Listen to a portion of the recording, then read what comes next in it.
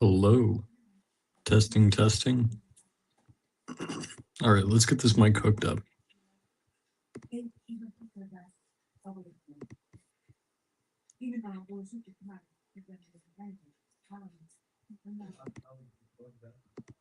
Testing, testing.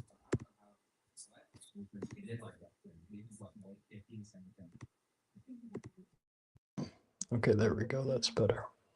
All right. Tonight we've got an AMA town hall. Welcome to Jump in the Comments. We are streaming live on Facebook, YouTube, Twitch, and X. So anybody on any of those platforms who wants to can jump in, add a comment. Unfortunately, we were not able to get Rumble to work in time for this, but we've got the other 4 big platforms ready to go for tonight's AMA. So it's supposed to be interactive. I'm just as excited to hear from all of you about your concerns in the comments and to be able to answer your questions about the Secretary of State's race, my campaign for that office, and the changes I'm going to make to our elections, to our business filing systems, and to charitable giving regulations once I get in office. Really excited for this journey, really grateful for the support of everybody so far. It's been really encouraging to see how this movement has grown and everybody who's come alongside me a part of the fight. So gotta say thank you, express gratitude, and also thank you for the nomination. Any Republicans tuning in now who might have been delegates at the State Assembly on April 11th, want to say thank you to you for nominating me as the Secretary of State candidate in 2026. 72%. It's quite the mandate. It's really exciting. Really exciting to be able to receive that resounding mandate for me to go forth and to fight for election integrity. That is the chief concern of a lot of Republicans in the state of Colorado, and they want to improve our elections. So I got that nomination. But the position of improving our elections, fortunately, is a nonpartisan position. That is something that's universally supported on both sides. Maybe not continuously supported universally, but you can say that both sides are concerned about the use of voting machines. Before 2020, we had Amy Klobuchar and others, Democrats, fighting for the removal of voting machines from our elections. After 2020, we've had conservatives on the other side fighting for that same purpose. So it is nonpartisan position. Both sides have an interest in restoring elections to the way they used to be, the old school way, the way we had, where we were voting on one day in person with voter ID checked when you check your voter registration there, paper ballots, hand counts. That's the way it always was done, and we never had these problems back then. It's the introduction of innovations for the purpose of convenience that have caused a lot of the problems that we now face with our elections and have caused the distrust in our elections, which leads to accusations of moral failures in the opposition on both sides, again, which leads to dehumanization on both sides, and which has led to, unfortunately, through human history, some of the greatest tragedies have resulted from the same kind of dehumanization. So if we can change the system to make it fair, to make the perception also that is fair, and the general public has consensus or near consensus on that method, like it used to be, we can restore civility within the political environment once again. And most Democrats are Americans, so they are our brothers. We share a destiny with them. We will live or die within this country, shoulder to shoulder. So it's really important that we make sure to find a way to improve politics, to improve the game of politics, and ensure that the rules by which we play, which is the election process, are fair and perceived as fair, and help to restore that trust. All right, we've got a because we can. Thank you for your comment. Please tell us about yourself. A little bit of background. I'm a fifth generation Coloradan, born in Colorado Springs. I moved overseas where I grew up in Kazakhstan for 15 years, watching the rise of capitalism, that environment, and the beautiful opportunities that it gave the Kazakh people. And then I moved to America when I was 15. I went to public county high school. Then graduated, went to CSU Pueblo, where I got my management marketing and MBA. Then I worked in finance for 3 years until the 2020 election, when I pivoted towards that problem, and I've been fighting that for the last 6 years now.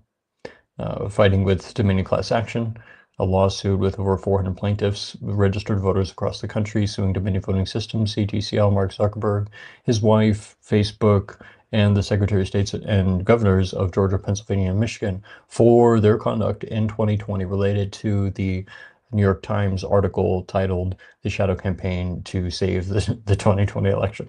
So we filed a RICO lawsuit against them, alleging racketeering from that conspiracy to influence the election. Unfortunately, that was dismissed, and we went all the way to the Supreme Court. And of course, they came after the attorneys and disbarred them and put them on probation, suspended them, sanctioned them for $200,000, and other lawfare of the sort. But another election, another cycle.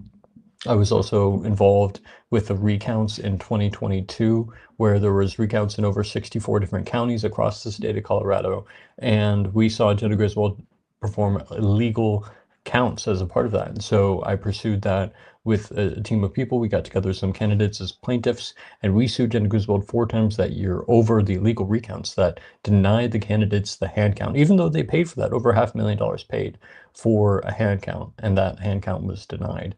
The law required the hand count, and Jenna Griswold made up her own rules and went with it. Well, Jenna Griswold is that gift that keeps on giving.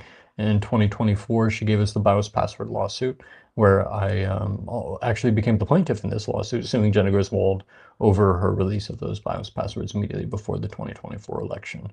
Unfortunately thrown out, and the Supreme Court did not take our appeal. But it's good to confront that gross negligence whenever possible. And who knows, there might be more coming out about that, because the cover-up was worse than the crime with Jenna Griswold's BIOS password leak. Another question here. Wiley for Liberty. Yes, that's me. I'm the Red Flame of Liberty. Let's spread the flame. Keep the heat. Have you signed the Convention of States petition? I'm very familiar with the Convention of States. I'm not familiar with the specific petition that you're specifying. If you could drop a link in the chat, then I'll hop on that. I think it's important that the states be prepared to exercise their sovereign powers to rein in the federal government, acknowledging at this point in time that Congress and the executive branch, and unfortunately the judicial branch as well, is doing little to represent the will of the sovereign people. And the states need to intervene. Okay. Yeah, Nada, thank you for that information. I'll make sure to look into that.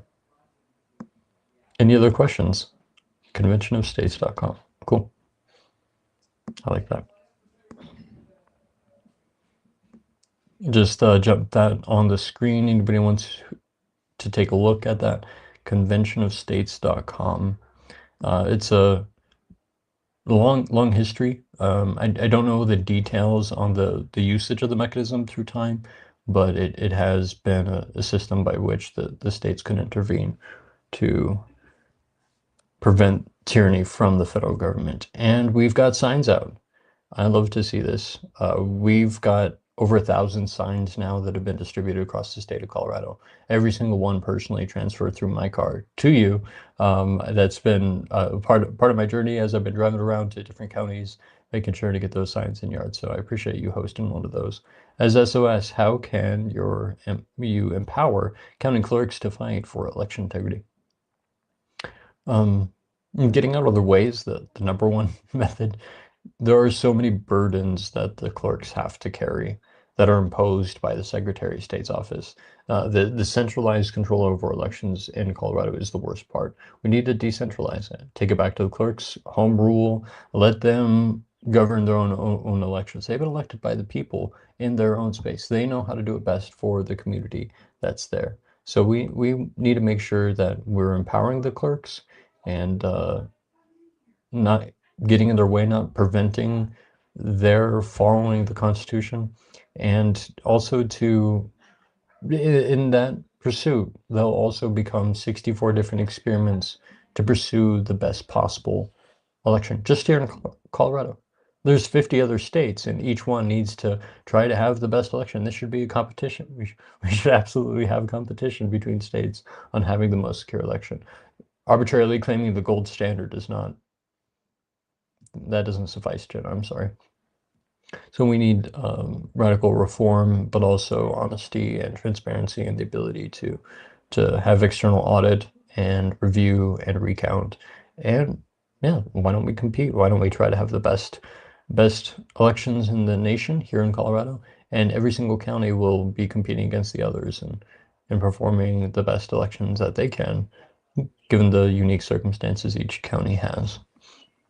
I'm redhead too. I've always voted for you for other reasons than redheadedness. It's a good enough reason as far as I'm concerned. Identity politics for the win. Ginger in the house. Let's go. Yeah, any other questions, platform related? You can ask me about myself. You could ask me about Secretary of State's office, then what we're going to be working there, or past projects I've worked on. Got a lot of people telling me today and in the last few days I've been attending events that they voted for me. I appreciate the support. If I'm on your ballot, make sure to fill it in. My family has also been contacted and asked if that is indeed James Wiley on the ballot. Yes, yes. I am on the ballot. I have the Republican nomination, and we are my faith. I'm Christian.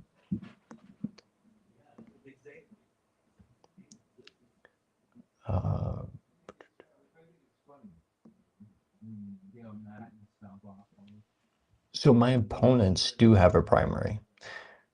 Who would I prefer to win the primary? I'll be honest. Amanda Gonzalez. I actually think she's the better competitor in many respects, but I'd rather go against her because I respect her to some degree. I've fought with her. I sued her once. I beat her in that lawsuit. Amanda Gonzalez, the current clerk, again of Jefferson County, that was last year over a ballot access issue. But I do respect her because she's shown up to at least two of the events that have had a common invite to all Secretary of State candidates. There's been a few like that. The Denver Bar Association, for example, held a candidate forum. Not a friendly crowd to me necessarily. Not a single attorney there actually took the time to talk to me after the debate, unfortunately. But we also had the Common Cause. Yes, the nonprofit, the national nonprofit that works to subvert the elections in every state. The executive director of Common Cause used to be Amanda Gonzalez.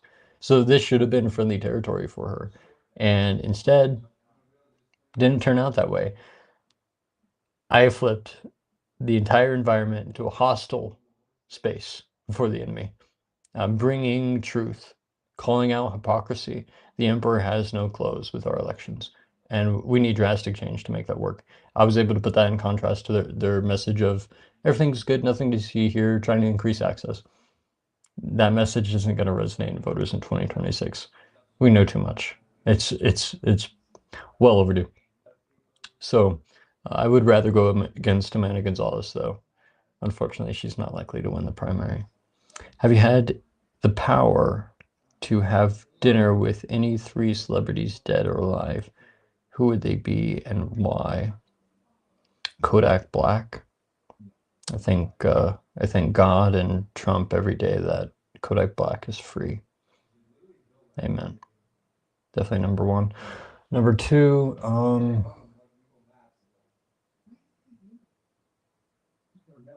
is like the historical figures count? Do they have to be dead or alive? Okay, so like Constantine. I want to see what was in his head when he pulled the whole religification of the Roman Empire. See why that went down. Like to get inside his head. Constantine and one more. Jefferson. Generally a fan, but I could learn a lot from him. I have learned a lot from Jefferson. I would love to get inside his head. Thanks for your question, Elvis.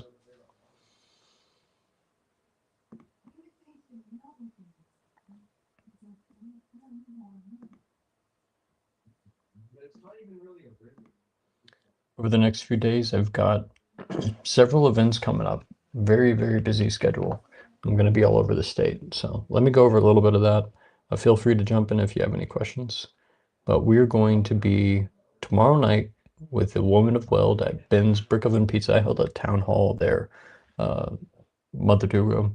And we're going to be back in Weld County. Probably my 6th or 7th time visiting Weld County so far this campaign, and the pizza there is delicious. I definitely recommend it. It's in Hudson, so not not central Weld County, not near Greeley, but definitely within range and definitely worth the drive to go to Hudson and have some pizza. Weld County Woman, they hosted a debate with Hannah, Libertarian candidate for CD4 in 2024.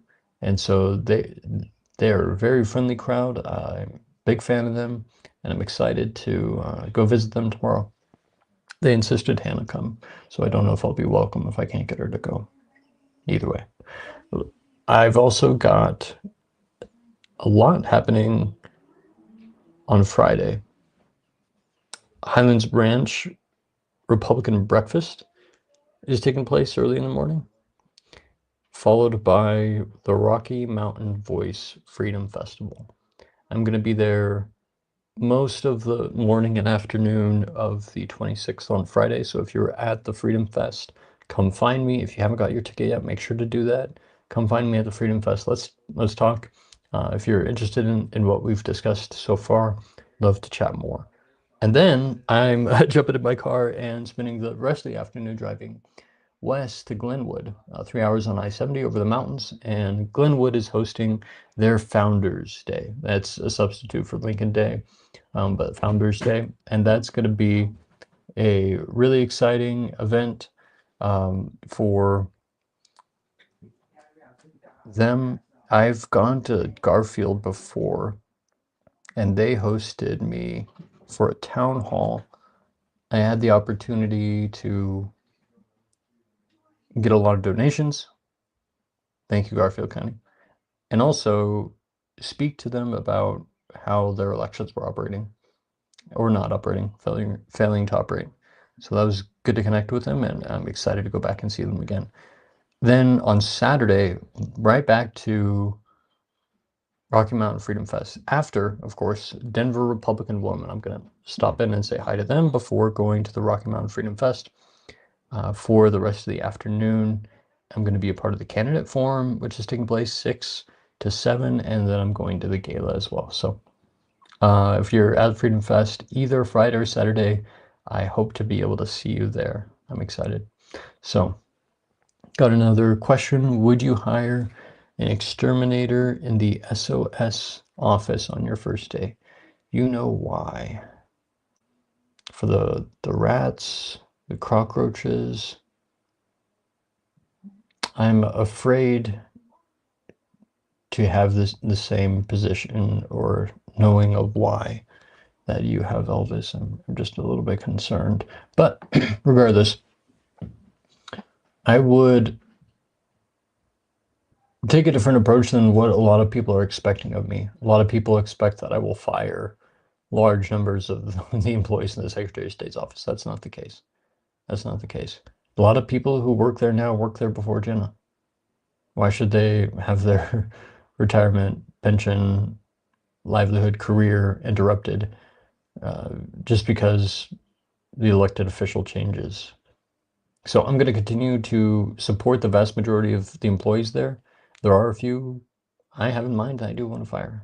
So we'll be targeted with that. The vast majority of people, good people doing their job, there's no problem there. So no exterminator necessary at Jenna Griswold's office once I take over. I might smudge it, so give me some sage and we'll walk the offices on the 5th floor there and make sure that it's purified.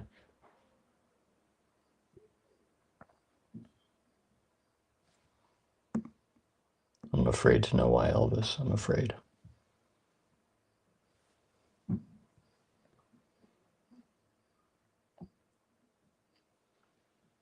Let's get some more questions. What do you guys want to know about my platform about my history, my background, my experience, about my plans for the Secretary of State's office, other than light fumigation, if possible. Let's keep the conversation going here.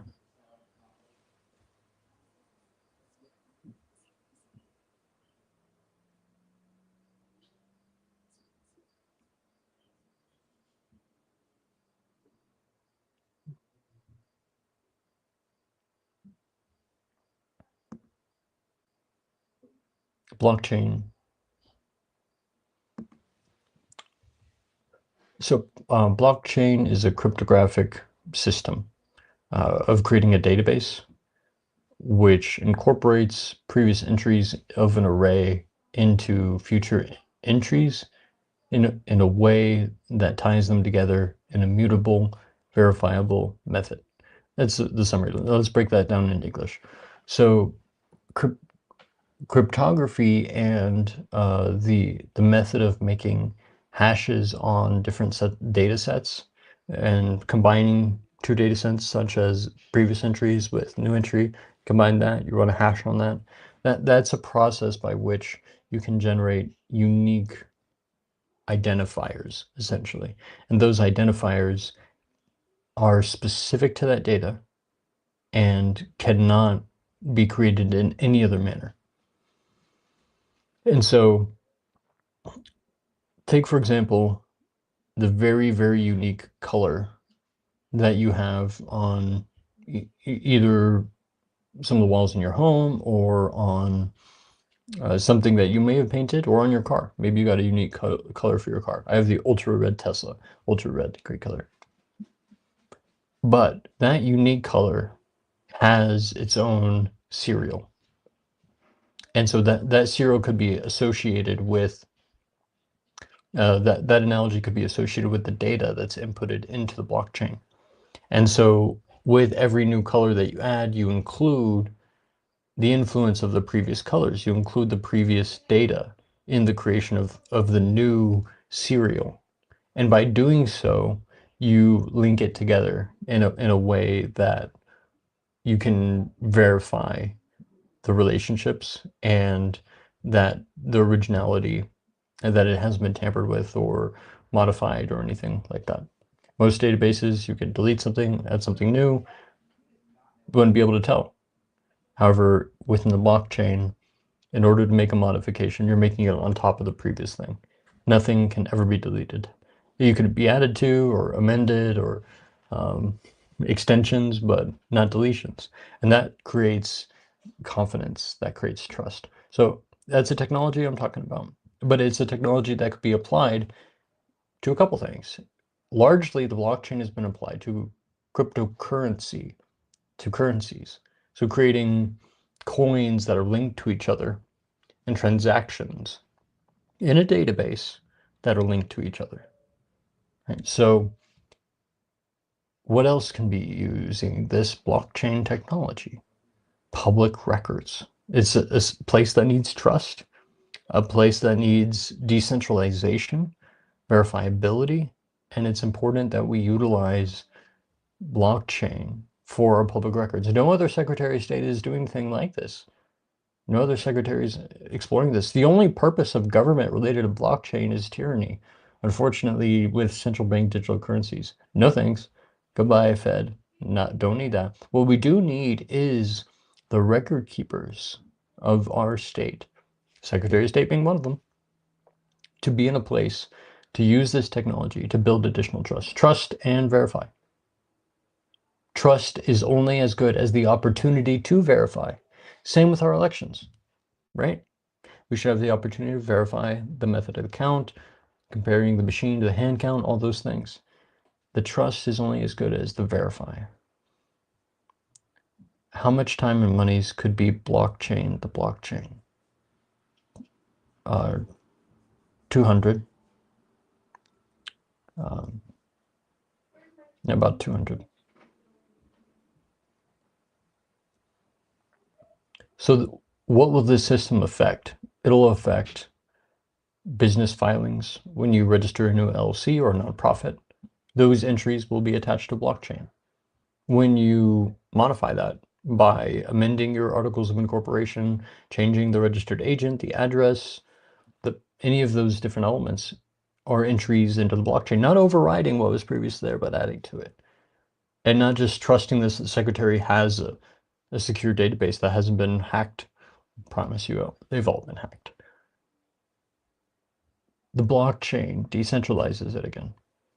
And we can extend the benefit of this technology to the clerks as well when they come in with their deeds, birth certificates, death certificates. That's relevant for voter registration, don't you think? Got to keep the voter rolls clean. Those technologies can be applied for the clerks as well, and resources made available to them where they become curators of the blockchain, caretakers, really making modifications and additions to it through time, and being able to cross-reference through decentralized nodes the other clerks and their work. So a lot of accountability can be brought in there. But to answer your question, just Jimmy 138, it's about 200 is how much time and monies could be blockchain the blockchain. That's about 200.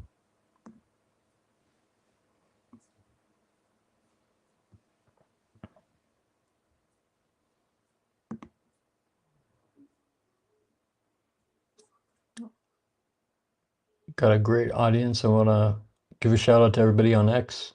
A lot of people tuning in from X. Thank you guys for joining for the live stream. Ask me anything. We are talking about the Secretary of State's race, talking about my campaign, Red Flame of Liberty, talking about elections, business filings, blockchain, charitable gaming. I'd love to talk about that as well if anybody has questions about charitable gaming and the regulations there. Thank you all for tuning in.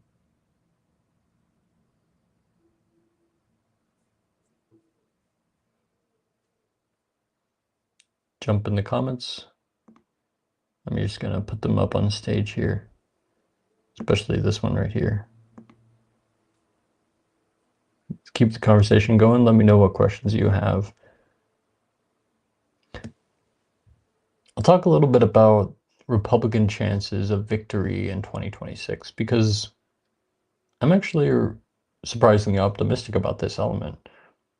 We can do really well in the difficult environment we have nationally, given the high tick rate, about 2 years of the pendulum there.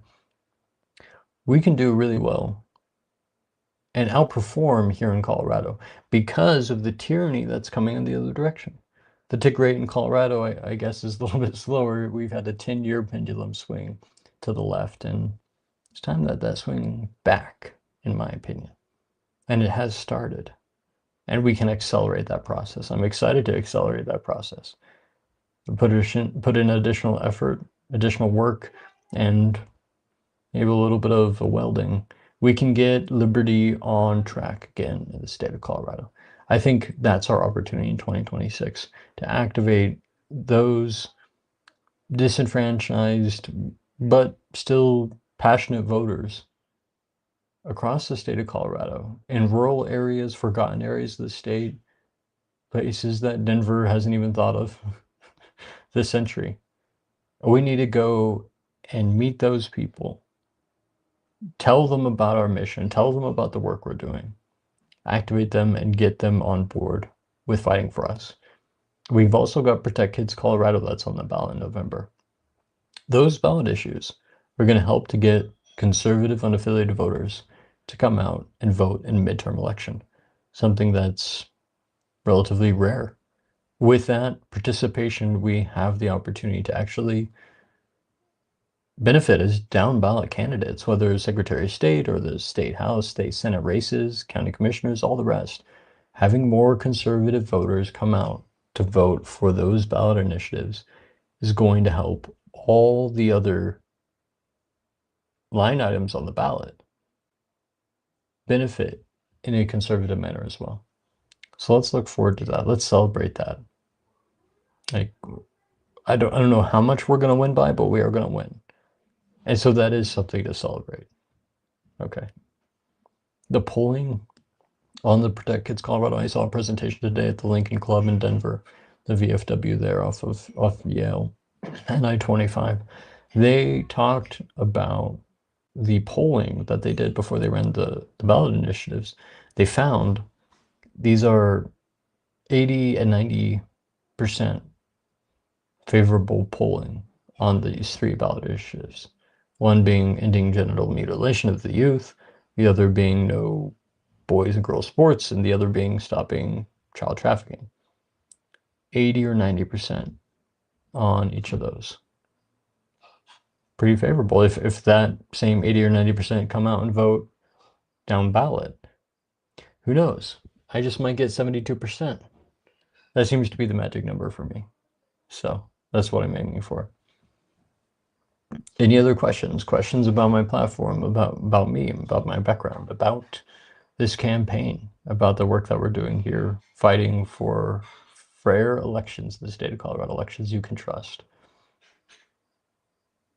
Got a lot of plans when I take over the Secretary of State's office. Some of them involve charitable gaming. Yes, your VFWs, your Elks, your local Catholic parish, and the bingo and raffle that they do as part of their nonprofit status. Nonprofits who have been in existence for more than 5 years in the state of Colorado can apply for a gaming license. Not full-blown casino, but still gaming. And with that gaming license, they have the opportunity to essentially raise money. Money that stays in the community. Thousands of dollars that benefit the local neighbors in a town, in a parish, in a little city. And that has been a neglected space. Under the leadership of Jenna Griswold, she has done little over the last 8 years to benefit the charitable gaming industry. In fact, she has left it almost entirely unregulated to the point where felons have gained access and licensure within that industry. There should be more scrutiny on that. They should restore the dignity of the profession by at least having basic standards in place. I think that's important that the Secretary of State enforce that. We've not seen that enforcement these last 8 years. So yes, just 5% of my duty, but something I think about a lot. It's something that needs a lot of attention, and it's something that we can do better.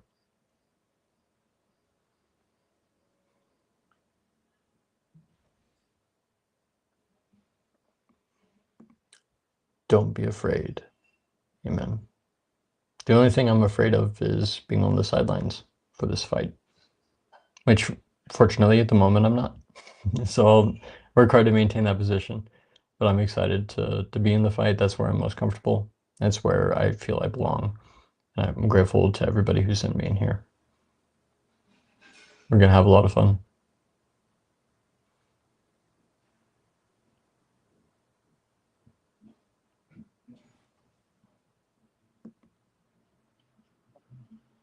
I just want to make sure everybody got the answer on this.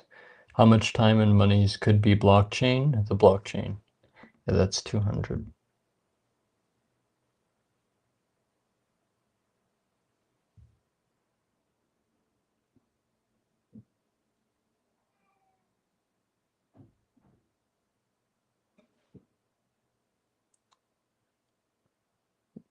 Would you talk to Mile Kaufman? He was SOS in 08. Yeah. If you know Mile, please send him my way. I'd love to meet Mile.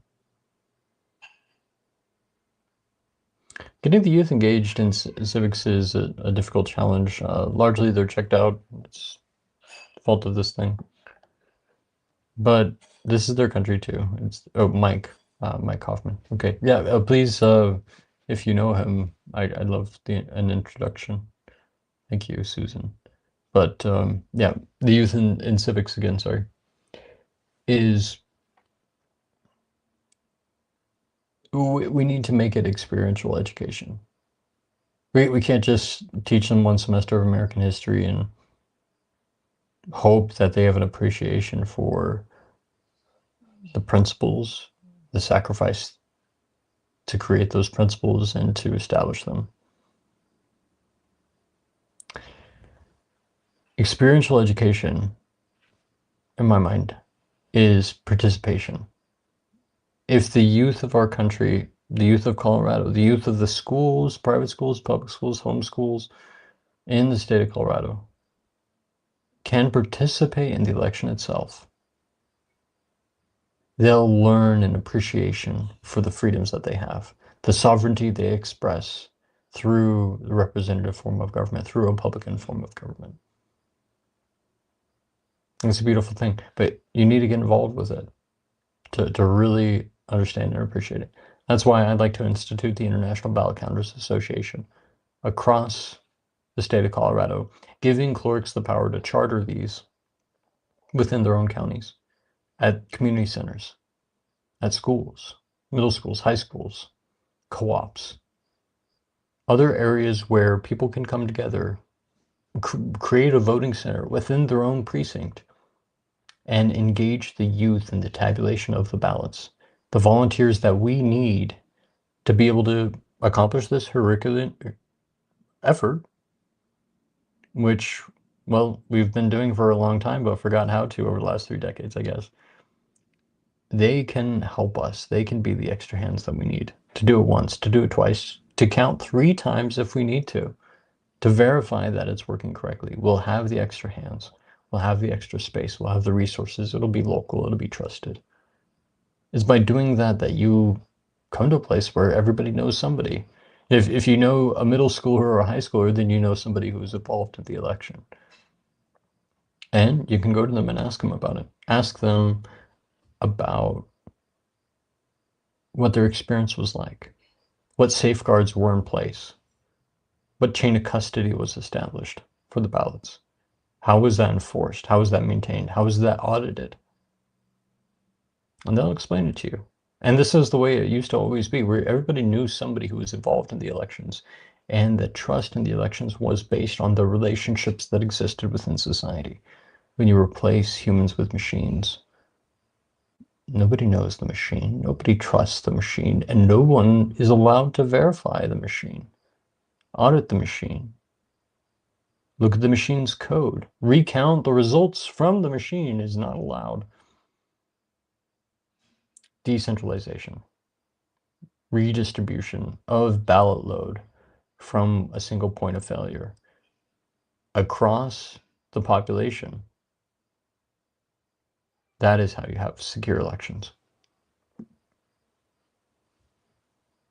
The golden age of America is yet to come, and it starts here in Colorado. It is a beautiful world.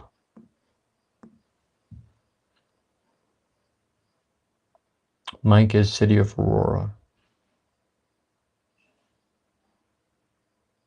I'm wondering if that's where he lives or if he is the city. I want to be the city.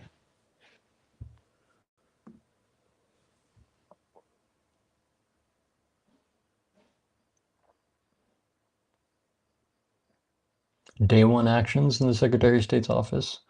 I'm going to decertify machines across the board. I'm going to immediately start auditing the voter rolls. I'm going to work hard to delete them entirely, but short of that, we need a thorough audit and reconstruction. Mayor of Aurora. That's effectively the same as being the city. You got the keys to the city, you got the top hat and the cane. You are the city. Aurora is a great town. We've got clients there. 30 people tuned in for the live stream. AMA. Ask about my campaign. Ask about Secretary of State's office. Anything personal about me as well. Appreciate everybody on X and YouTube and Twitch and Facebook who's tuning in for Ask Me Anything. James Wiley, Red Flame of Liberty, candidate for Secretary of State. Any Republicans who have tuned in, want to just give a special thank you to you for nominating me on April 11th at the Assembly with 72% to be your candidate for Secretary of State, skipping past the primary, an advantage my opponents do not have. We're really set up for victory this time around. The only question is, How big's the margin of our victory?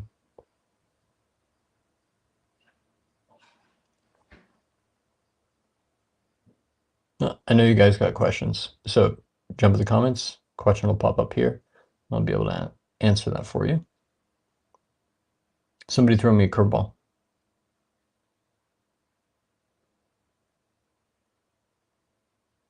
How do we donate? That is tricky.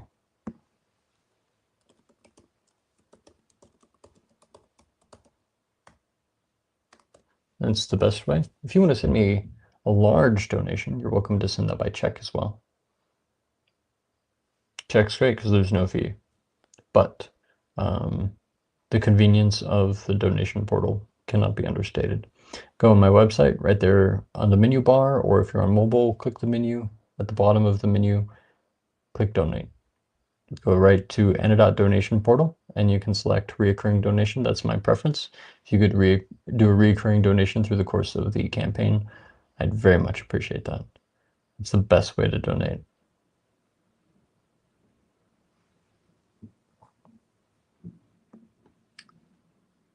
Need to remind everybody that an investment in this campaign is an investment in liberty, and there is no better return that you could have within your life than liberty. There's no price. There's no price on that. Please sacrifice your savings for your next vacation. Give it to me instead. I'll give you a good return.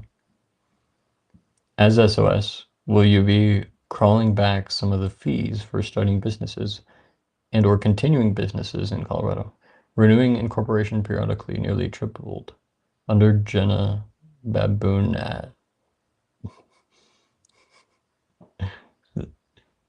under Jenna Griswold. Great comment. Appreciate that, Patrick. I'm going to definitely make some changes to the business filings. I mentioned the blockchain, but let's talk more customer facing. How about automatic renewal? How much time do all business owners or secretaries of businesses or people involved administratively within businesses, nonprofits, clubs, volunteers, a lot of these people are volunteers. How much time do they spend resetting their password every single year to try to get back into the Secretary of State system, to try to be able to renew their business registration? What a pain. Auto renewal. If you still have the same bank account, if you still have the same debit card or credit card that you used last year, and most people do, it will auto renew. If it doesn't auto renew, notifies you, you can set up new payment. But if you're still in business, if you still have the same bank account, you still have the same payment method, why not just let that auto renew? I'm not saying that's the number one cause of the 30,000 businesses moving out of the state of Colorado over the last year, but it's more than zero.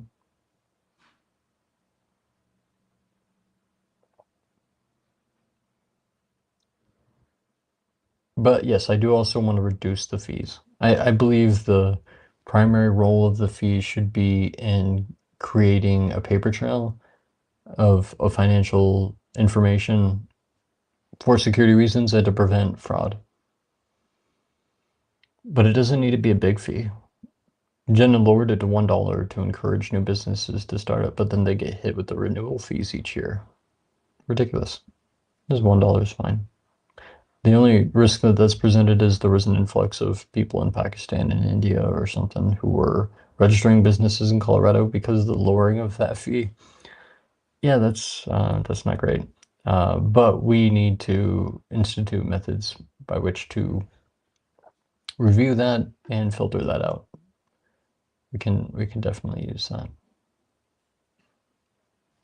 Okay, we got some more people joining. Thank you so much for joining the AMA. You're talking about the campaign for Secretary of State. Red Flame Liberty here, James Wiley. Thank you for giving me the Republican nomination at Assembly on April 11th.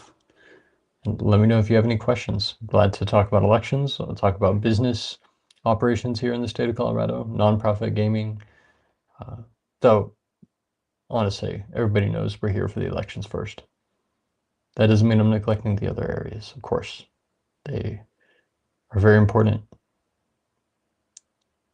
They deserve attention. That's a great start.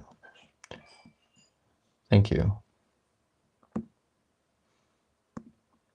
Appreciate that, Patrick. Make sure to donate. Go to wileyforcolorado.com and donate so that we can see that start take place in January when I'm installed into office. That'll be my first oath of office to the Constitution and to the people. I look forward to fulfilling that.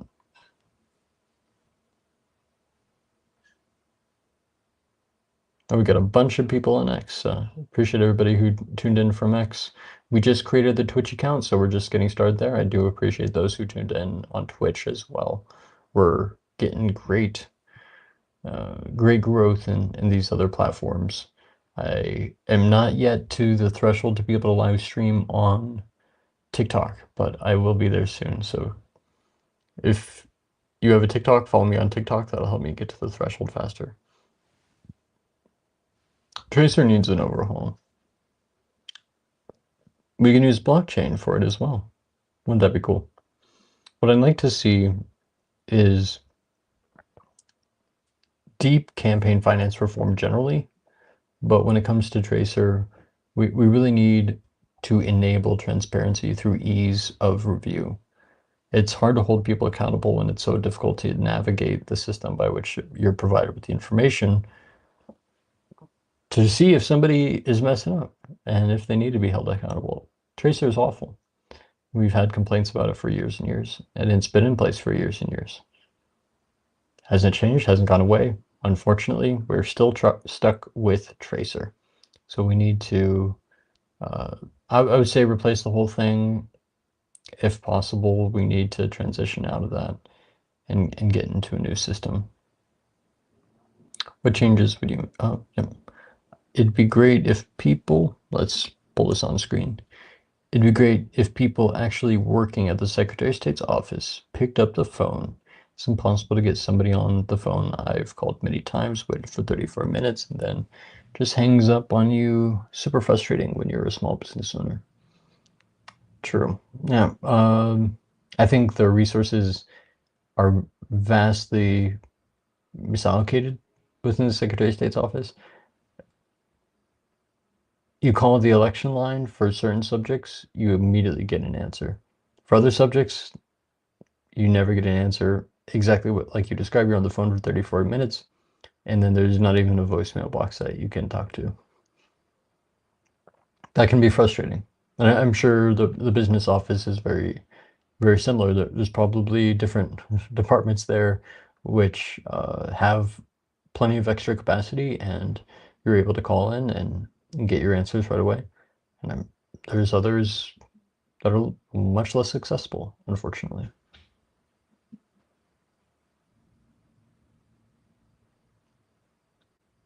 Abolish it.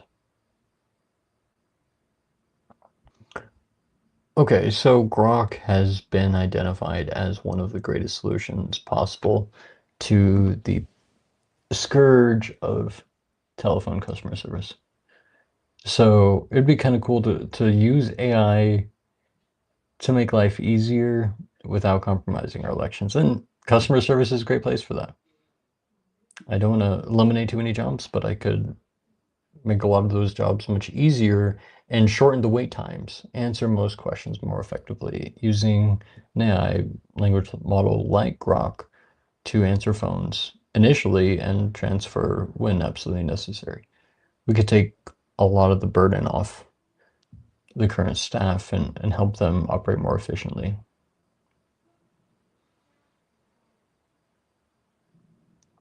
We've got about another 10 minutes on this stream, so if you've got some more questions, could fit a couple more in before we call it a night.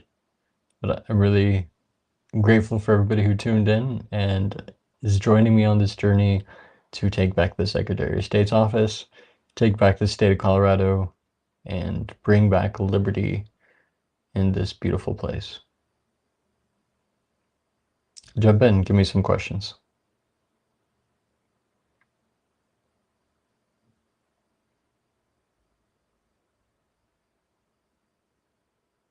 Let's talk voter rolls. I would like to delete that. I mentioned that earlier in the stream. I would like to delete the voter rolls. because it's hard to fix something so broken. Fresh start is what's needed there. Have people come in and register to vote again, proving they're citizens again. Or maybe for the first time, unfortunately, for the first time for some, they'll need to prove their citizenship and register to vote. But we've got this issue with the voter registration. Thanks so much, Chris Wood, for tuning in from Fremont County. I was just there a couple weekends ago visiting with you guys. I'm excited to come back again soon. Chris, I believe you were the host. Yes. Thanks again for having me. Patrick, thank you for voting for me. Thank you very much. We can put the voter records, voting registration records on the blockchain as well. That is the appropriate use of blockchain technology. Technology in general with elections is on the database that verifies who is valid to participate in the process. Blockchain's great for that. But the current system as it is, Eric, is not great for that. I also use a system called Ellie, and I use it to cross-reference the USPS database for people who moved out of state, cross-reference that with also the Social Security Administration database and the voter registration database, and identify where there's suspected issues with the voter registration database. People may have died, people may have moved. 1 million. Out of the 4 million voters in the state of Colorado, 1 million of them have issues with their registrations that need to be reviewed. I'd like to see that corrected. The easiest correction to get is a mass deletion. I think that is so necessary. So necessary. Delete the whole thing. Start over. Regardless, an aggressive audit will be in place.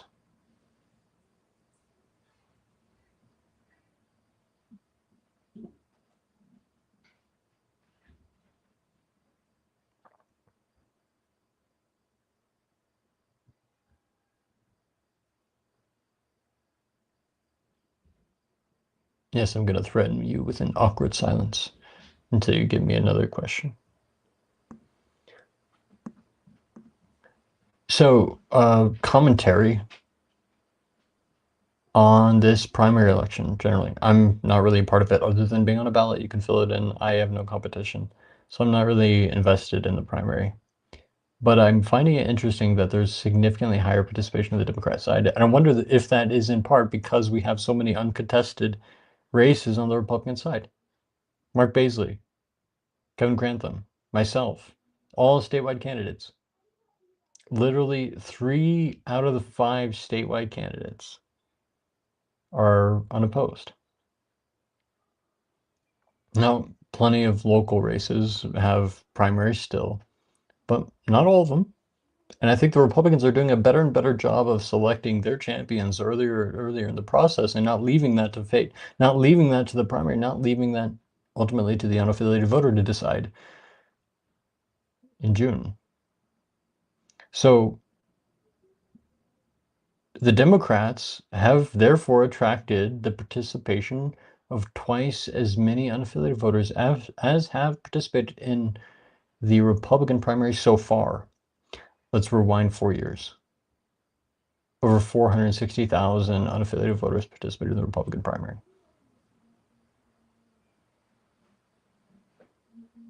I have that wrong. I believe it was 460,000 total votes in the Republican primary.